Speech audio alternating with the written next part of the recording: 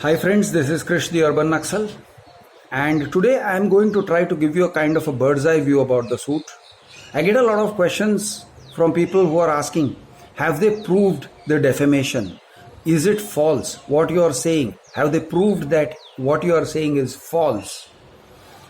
So let me answer some questions by first explaining to you the nature of the suit.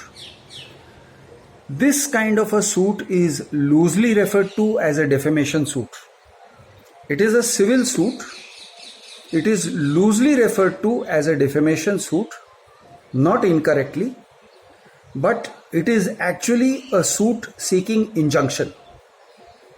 Injunction against whom? Injunction against the defendants. In this case, myself and 3 others whose videos I made concerning Runwal, or more specifically Runwal My City Horizon Green Private Limited. So this is a suit which is seeking temporary or permanent injunctions. It calls upon the authority of the civil judge to grant temporary or permanent injunction based on the prima facie, that is on the face of it, the prima facie invasion of the rights, the legal rights, the entitlements of Runwal, who is the plaintiff. I think that was a very long sentence. I'll try to make it easier for you to understand. Runwal is basically saying to the judge, hey, listen, you have the power to tell these guys to stop doing what they are doing.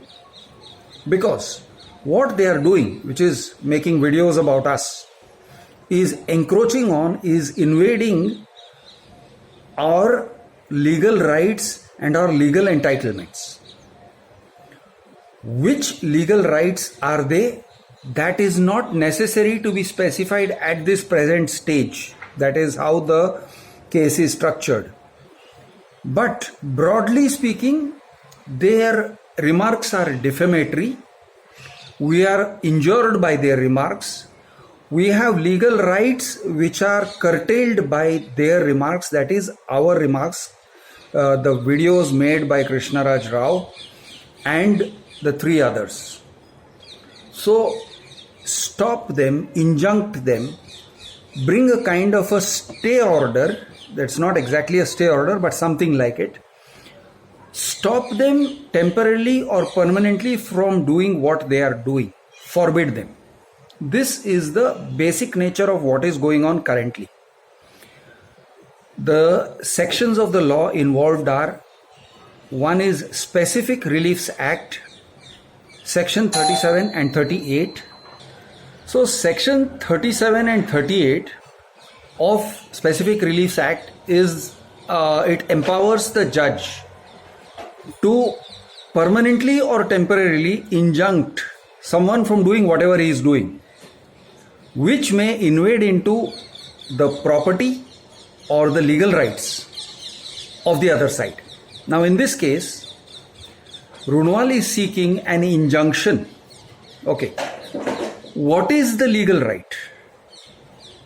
It is on the face of it the legal right to a reputation, to not be defamed within what they are doing, within what they are legitimately doing. Does defamation have to be proved first? And the answer, unfortunately, is no. They don't necessarily have to prove defamation first. Okay, this is a technical part of the whole fight. They can prove defamation much later, and they may fail to prove defamation later, but they can still get an injunction against us if they convince the judge that there is a right, they have a certain right or a certain entitlement, okay, or something which is intrinsically theirs, a certain property, one may say, which we are encroaching on, which we are invading.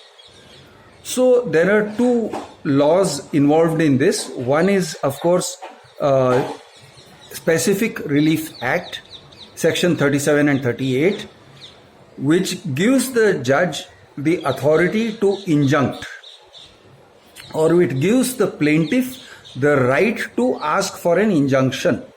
Okay. Then there is another one called CPC 19. Now, CPC 19, Civil Procedure Code 19, is a law which basically allows them to seek compensation for wrongdoings done to them. Wrongdoings could include defamation.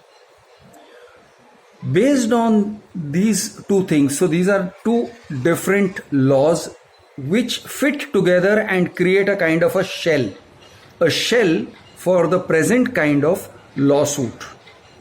It is not what you may call a pure defamation lawsuit. Until this point, although they have alleged defamation, their allegations of defamation are very non-specific. They are calculated to get an injunction. They are not calculated to prove defamation.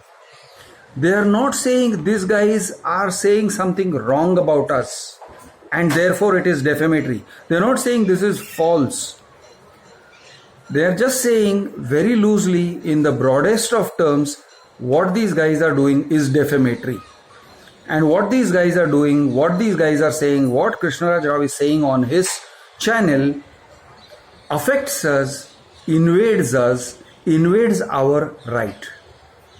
Okay. Now, what is our strategy? And some of you may say, hey, why are you disclosing your strategy? Well, our strategy is already out there. It is disclosed. It's in the open, because we are filing written statements and arguments and replies and affidavits in reply and so on. There is a lot that we are doing. So there are no secrets from Runwal or from any other party. What is our strategy? What is the way in which we are combating this? Okay, first of all, we are pointing out that Runwal is not the party. Horizon Projects Private Limited is the party. Horizon has tried to confuse, in my view, and this is what I presented before the judge. They have tried to confuse the situation between Horizon, which is one company of Runwal, and Runwal Group, which is, well, the whole thing. And we don't know what is the extent of the whole thing. They are not being very specific about it. They are not saying whether there are 15 companies or 150 companies or 1,500 companies. They are just saying Runwal Group. Now there are contradictions that arise because in the documents that they have used for saying that this is how the right arises, they have used some documents which come from Runwal Group. There are receipts issued in the name of Runwal Group. There are receipts issued in the name of Horizon Projects Private Limited, and then there are receipts and other things issued in the name of something else altogether. Runwal, the name Runwal is there, and then it's something else. I don't recall at the moment. But there are three different types of documents. So one question arises, how is Horizon Projects Private Limited using names which are completely alien to it and which have not been established? So they'll have to establish that. Point one. More to the point, Runwal, or other, let me refer to them as Horizon Projects. Horizon Projects has not specifically established any particular right that they have that needs to be protected. What is the right that needs to be protected? That is our basic question. Is it the right for someone to take away the money of flat buyers, because these things are written in the application form? Just take it away and then those people should not speak about it again. Is that a right? Is it the right to silence somebody after you take away their money? See guys, rights normally arise in a contractual way. They arise out of contracts. I have no contract with Runwal. But these other three, they had some form of paperwork with Runwal. What was that paperwork? It was application form, etc. Are they contracts? Runwal said they were not contracts. They were not of a contractual nature. The application form says this is not a contract. This is not an agreement. This is not an allotment letter.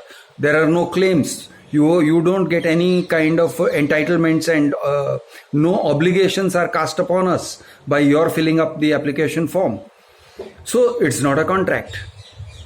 If it is not a contract, then how did the right arise? What right is it?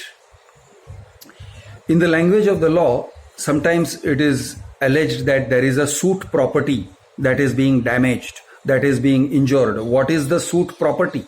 Is there a suit property? There isn't. CPC is not just about defamation. CPC 19 is about a lot of things, including defamation. But it spreads to generally suit property and protection of the suit property from invasion and seeking compensation against wrongdoing in respect of that suit property. Okay, to either the person or to the property. So the person would be Horizon Projects is the person. Suit property could be Runwal My City, but they have not defined Runwal My City as the suit property. They have not said that. They have not said that we are harming Runwal My City, the suit property. Okay, the project. So they have not defined any particular right or any particular suit property which we are encroaching, which we are invading. They have not specified in what way I have invaded, in what way others have invaded. Alvin has invaded, Acharya has invaded, Rajendra has invaded. They have not said anything like that. They are just saying these guys are invading our rights. Please injunct them against invading our rights. Grant a temporary injunction against such videos being made. And of course, they would soon seek permanent injunction. Now, what is the harm that can be done? If I were to be injuncted against making any more videos about Horizon Projects, then that means that I will not be allowed to say anything further about Horizon Projects. Mind well, I will be allowed, I can and I will be able to speak about Runwal Forest and other these things, but in respect of Horizon Projects and their company, their real estate projects, I will be made to be quiet, silent. Until when? If it's a temporary injunction, it usually comes up till the date of the next hearing. Typically what happens is, once you have an injunction, a temporary injunction, which is until the date of the next hearing, either then the party will start seeking very long dates. They will not want hearing soon in the near future. They will want a hearing after 6 months. So for 6 months, I have to shut up. I can't talk about Runwal. I can't talk about Horizon Projects or Runwal My City. I can't talk about the victims. I can't give voice to the victims whose money has been taken away. So this would be the implication of a temporary injunction. Typically what happens is, if a temporary injunction is given, it becomes the default position. Right now the default position is there is no injunction against us. If that default position changes and there is an injunction against us, then in the next hearing, usually the hearing may not be about the injunction at all.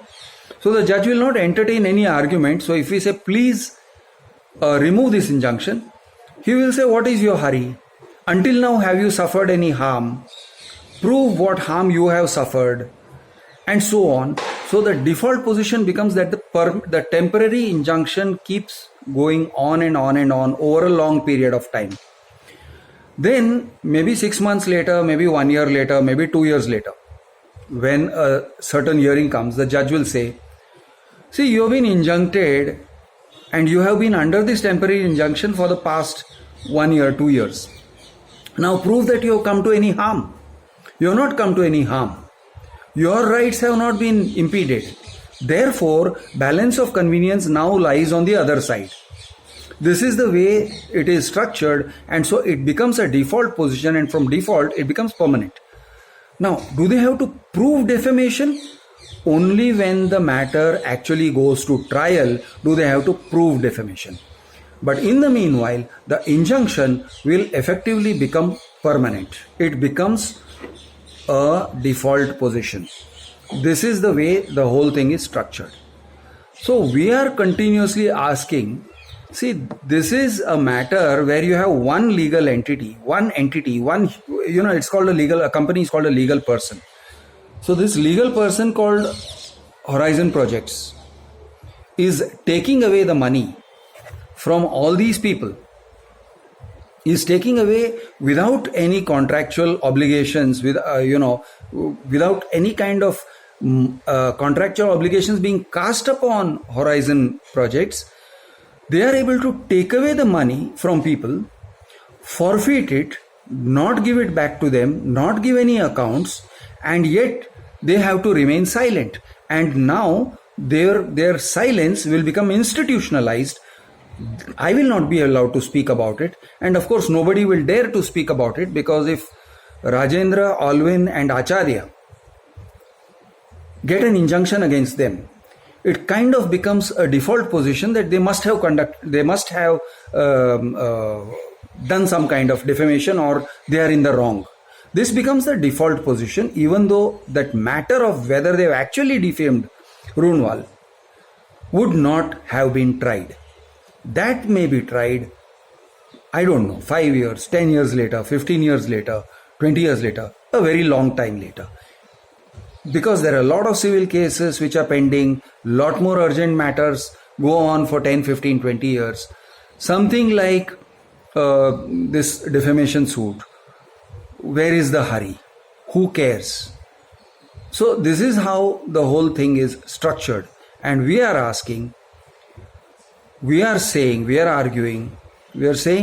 see, Acharya and Alvin have given money. They have given 6.7 lakhs and I think 4.4 lakhs. And they have given money.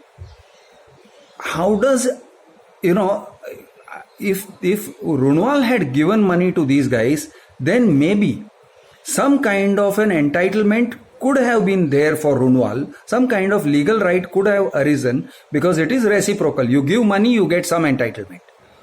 Here they have taken away their money and they get some kind of an entitlement out of it as well. What is that entitlement? Is it the entitlement to the, are they entitled to the silence of Alvin and Acharya? They are entitled to take away the money and also they are entitled to silence them. Is that the entitlement? In the case of Rajendra, whom they refunded everything, they refunded. Why did they refund? It amounts to admission of guilt, or at least it amounts to admission that the money was owed to Rajendra and they gave it back to him. Now what, what right do they have to his silence? Or what right do they have to silence me about speaking about the fact that they refunded Rajendra his entire amount? Rajendra is defendant number 4. What right do they have to silence me? Or what right do they have to silence Rajendra? How can that be an intrinsic legal right? So these are the issues that are being agitated, and in the initial days it seemed, it must have seemed to Horizon Projects, to Runwal, that they might get a very quick order in their favor. Now, because so many hearings have gone and they did not get that temporary injunction, now I feel that it is less and less likely as time progresses that such a temporary injunction would be granted to them. Because the judge would ask, okay, we did not grant this injunction, what great harm was caused to you? And now the judge is more inclined to listen to it on the merits of it. See, earlier in the beginning stage, the judge is not usually going to enter into the merits of it because he doesn't understand anything. So he just grants an injunction based on his prima facie impression of what is going on. Just forms an impression and gives that relief. Now, a lot more substance has come into it. We have filed a lot of things. They have filed a lot. But what is conspicuously missing from what Runwal is filing is, what are the rights that they are seeking protection of? What specifically are the rights against Krishna Raj Rao, against Rajendra, against Alvin, against Acharya? What is that right that we are supposedly encroaching and they are supposedly seeking the protection of the court for? This is something they have not specified anywhere, and I dare say it is very, very difficult to specify. I'll be very interested in seeing how they specify what that right is for which they are seeking injunction. So guys, this was the bird's eye view of our case. I hope it helps you to understand the Runwal defamation case and indeed all other similar defamation cases a little better.